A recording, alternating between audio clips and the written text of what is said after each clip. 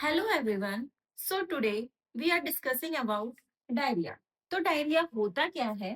तो डायरिया में क्या होता है कि पल्सेटिंग मूवमेंट जैसे कि मैंने पिछले वीडियो में बताया था कि कॉन्स्टिपेशन में पल्सेटिंग मूवमेंट डिक्रीज होता है और डायरिया में पल्सेटिंग मूवमेंट इंक्रीज होता है. पल्सेटिंग मूवमेंट मैंने बताया था कि इसका कॉन्ट्रैक्शन रिलैक्सेशन. ओके. ये डायरिया जो है मोर डेंजरस होता है कॉन्स्टिपेशन से because it cause dehydration. Dehydration मतलब हमारे बॉडी में पानी का बहुत ज्यादा लॉस होता है और अब पानी में हमारी बॉडी में पानी का बहुत ज्यादा लॉस हो गया है तो हम लोग को अपने बॉडी में पानी वापस से लेना पड़ेगा तो उसको हम लोग रिहाइड्रेशन बोलते हैं. अब रिहाइड्रेशन हम लोग कौन कौन से रूट से करते हैं? एक इंट्रावेनस रूट से करते हैं, दूसरा ओरल रूट से करते हैं.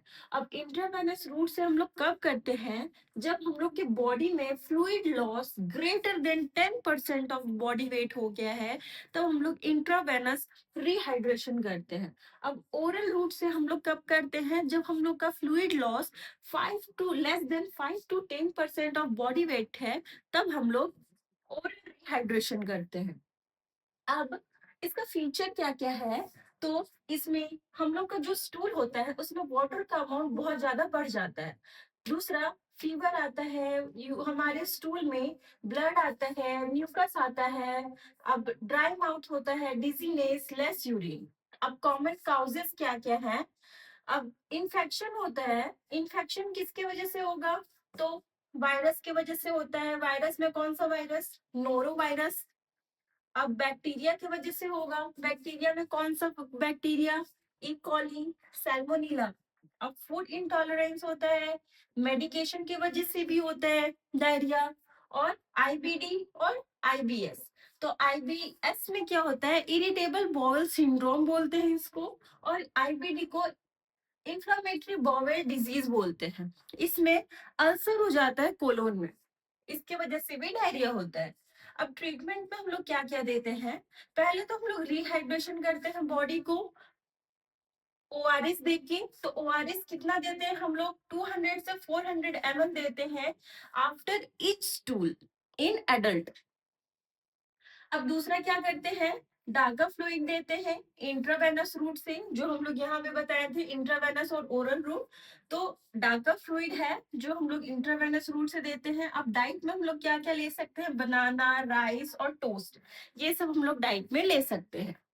अब और क्या है? लोपिरामाइड जो है वो 4 mg हम लोग इनिशियल में देंगे और उसके बाद 2 mg पर स्टूल. जब जब स्टूल होगा तो उसके बाद 2 mg मतलब उसका आधा कर देंगे हम लोग डोज. और अवॉइड मतलब लोपिरामाइड हम लोग को अवॉइड करना है जब स्टूल में ब्लड आ रहा हो या फीवर आ रहा हो हम लोग को, तो इसको लोपिरामाइड को अवॉइड करना है.